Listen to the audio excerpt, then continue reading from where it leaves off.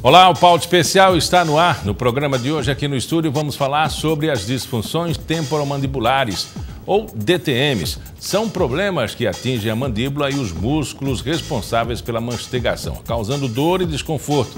Mas a boa notícia é que isso tem tratamento. Também vamos falar sobre uma situação preocupante. O estoque dos bancos de leite materno de Maceió estão com estoque bem abaixo do ideal. E esse alimento pode salvar muitas vidas de recém-nascidos.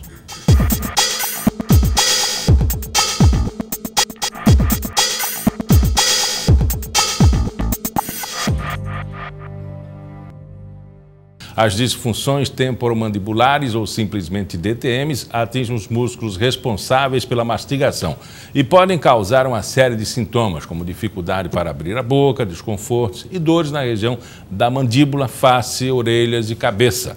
O problema atinge principalmente as mulheres. É preciso ficar de olho nos sinais para procurar um especialista e iniciar o tratamento.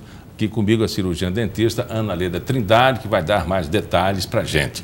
Doutora, atinge as mulheres, mas em que idade? Em média, entre os 20 e 60 anos. É uma área bem abrangente, não é? Acomete muito pouco as mulheres na terceira idade. Acomete pouco. E as principais causas? As causas da disfunção temporomandibular são bastante amplas. A gente tem que a gente chama de multifatorialidade. As DTMs, elas podem se originar tanto de hábitos parafuncionais, que são hábitos que são exercidos além da função do organismo, por exemplo, apertar os dentes, roer as unhas, roer objetos, mastigar as bochechas, são hábitos parafuncionais, que sobrecarregam a musculatura e sobrecarregam a articulação temporomandibular. Mas isso aparece, é evidenciado na vida do sujeito como dor, é um problema mais estético? Na verdade, o paciente, para detectar que precisa de acompanhamento, ele precisa prestar bem atenção se ele está sentindo dor durante a mastigação, se durante o sorriso, até no sorrir, ele sente desconforto. Ele pode sentir desconforto ao acordar, dificuldade de abrir a boca. Pode acontecer de abrir a boca e não conseguir fechar, ter travamentos mandibulares. Então, é muito importante que o paciente esteja atento. Também está relacionado a alguns tipos de dor de cabeça. Um tipo específico de dor de cabeça que é a cefaleia tensional. Ela se localiza na lateral da cabeça e ela está diretamente relacionada à DTM. Não é uma dor de cabeça do tipo enxaqueca, não é. É uma cefaleia que você tem diversas vezes por semana e ela se localiza nessa lateral da cabeça. Bom, isso atrapalha a vida do sujeito. Imagine que uma pessoa com um problema como esse tenha problemas para se alimentar. A senhora falou agora há pouco que ele até no bocejo já tem dificuldade, né? Já tem dificuldade para bocejar, para sorrir, para falar. Então, compromete também o lado emocional do paciente. É muito importante que o paciente ele seja acompanhado pelo cirurgião dentista, mas em alguns casos é necessário até a intervenção do psicólogo. É necessário o acompanhamento, o aconselhamento psicológico. E nós também lançamos mão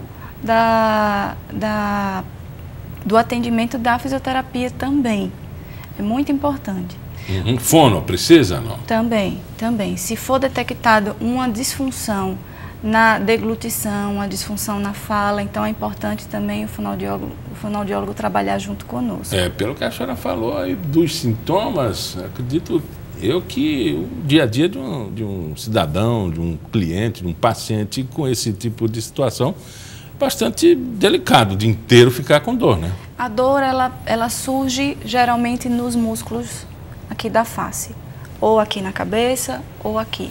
Mas ela também pode irradiar para o ouvido, ela pode irradiar atrás do olho, ela pode irradiar para o pescoço.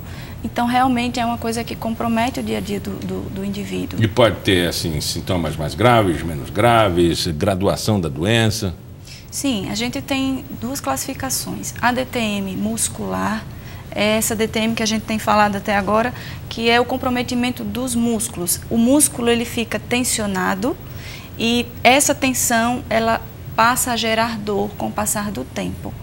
Mas aí são vários fatores que estão envolvidos, tanto a tensão muscular, o hábito parafuncional, a má qualidade do sono também está envolvida. Enfim, é um conjunto de fatores. Não quer dizer que todo mundo que tem tensão na face vai ter dor. Não quer dizer. Mas quando junta, é como um copo de água que vai sendo gotejado todos os dias. Uma hora o copo vai transbordar. São vários fatores envolvidos. E quando é que o paciente procura ou deve procurar esse atendimento? O paciente ele deve procurar o atendimento quando ele sentir os primeiros sinais. Ele deve ficar atento. O estalido da ATM, que muitas pessoas se incomodam, ele não é um problema, ele não é uma variação da normalidade. Em alguns casos, o estalido, a gente tem um tratamento que diminui a intensidade do estalido, mas a articulação, ela estala como outras articulações também estalam. Mas como ela se localiza aqui na frente do ouvido, é mais fácil da gente escutar, por isso que incomoda tanto. Mas, na verdade, não é um fator prejudicial. Eu imagino que um paciente com esse tipo de situação, ele demora a chegar até um cirurgião dentista, até um dentista especializado, porque confunde, né, os sintomas. Ele passa pelo otorrino. Quando o nosso colega otorrino percebe que não há nenhum comprometimento auditivo, às vezes o paciente vai para o oftalmologista, vai para o neurologista e já vem de uma viagem grande quando vem chegar no dentista. O dentista é a luz lá no fim do túnel, né? Ele já passou por vários atendimentos. E uma coisa interessante que a gente precisa diferenciar, para as pessoas saberem a diferença, muita gente chega no consultório e diz, doutor, eu estou com ATM. ATM, todo mundo tem. A ATM é a articulação temporomandibular, que ela se localiza entre o osso temporal e a mandíbula, por isso chama temporomandibular. A DTM, que é a disfunção dessa articulação ou dos músculos da face, é que é realmente o problema. E qual é o tratamento? Porque eu fico imaginando lá na frente uma pessoa que tem a oclusão prejudicada, o queixo projetado, né? Geralmente tem um tipo de dor, né, por conta dessa mastigação. Mas isso não se pode classificar com DTM numa situação como essa, né? Não se pode determinar que a DTM é causada por maloclusões. Há décadas atrás acreditava-se assim, que a DTM só era causada por malformações dentárias, por malformações oclusais. Hoje a gente sabe que a DTM ela é multifatorial. Junto com os fatores, a maloclusão ela pode contribuir, mas não quer dizer que uma pessoa com uma maloclusão, ou o queixo projetado para frente, ou a maxila projetada, ela obrigatoriamente vai ter DTM. Vamos explicar então o que é oclusão ou má oclusão, porque a gente está falando um termo bastante técnico, né? Técnico, exatamente.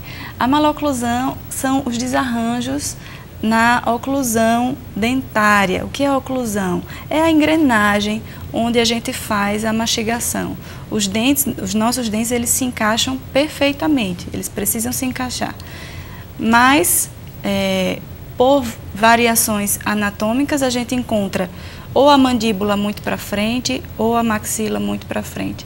Se eu soubesse que a gente ia falar sobre oclusão, eu tinha trazido, né?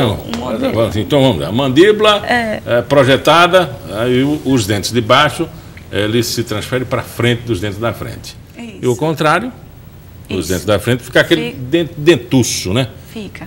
Bom, tratamento para os DTMs. O tratamento para DTM, ele é o tratamento minimamente invasivo. Tratamento conservador. Não adianta tratar com muitas atitudes drásticas, por exemplo, com cirurgias. Os casos que precisam de cirurgia são muito raros, cerca de 1% só. Então, o que a gente faz é o tratamento conservador, minimamente invasivo, é o tratamento muscular, de realinhamento muscular, readequação. Medicação, uma coisa que eu quero deixar bem clara para os telespectadores. A medicação, a automedicação, ela é altamente prejudicial para quem tem DTM. Se automedicar é muito ruim, porque quando você inicia o tratamento, o corpo já está muito acostumado com a medicação, não é? Medicações para dor, analgésicos, anti-inflamatórios, até antibióticos as pessoas tomam às vezes. Muscular, relaxantes. E é tão comum, né? E isso prejudica e muito, porque além do tratamento das estruturas, a gente tem que readaptar o organismo a se livrar dessas substâncias. O relaxante muscular está entre os remédios mais vendidos em farmácias, como ansiolíticos e remédio para dormir, né? Que é uma coisa que é tarja preta. Exatamente. Não sei como essas pessoas conseguem comprar tanto remédio para dormir, né? E aí, se a automedicação, nesse caso, altamente prejudicial. Bom, mas a intervenção, que é mínima, ela obtém sucesso rapidamente. Minimamente invasiva. Não quer dizer que a intervenção seja pequena, mas a gente procura o mínimo possível lesionar estruturas ou prejudicar. O que leva tempo, na verdade, é a conscientização do próprio paciente. A gente tem que conscientizar o paciente de que ele é o responsável pelo próprio tratamento dele. Então, ele precisa eliminar os hábitos parafuncionais, hábito de roer unhas, roer objetos. Ele precisa mudar a postura dele do sono. Uma orientação que a gente sempre dá é não dormir com a mão nessa posição, apoiada na mandíbula, que isso você passa a noite inteira forçando essa musculatura, contraindo essa musculatura. Mas no bebê é tão bonitinho, doutora. É lindo. Mas a gente já tem casos de criança. Hoje em dia tem aumentado o número de casos de crianças com DTM, que antigamente era raríssimo, né? Mas hoje em dia, com as grandes atividades que as crianças têm, vão para a escola e à tarde tem outras, né, atividades para fazer, as crianças estão desenvolvendo ansiedade muito cedo. Muito bem, conversamos com a doutora Ana Leda, cirurgiã dentista. Muito obrigado pela entrevista. Obrigada a vocês. No próximo bloco, vamos falar aqui no estúdio sobre a importância de doar o leite materno. É um gesto que pode salvar vidas, mas em Maceió os estoques dos bancos de leite estão bem abaixo do ideal. A gente volta já.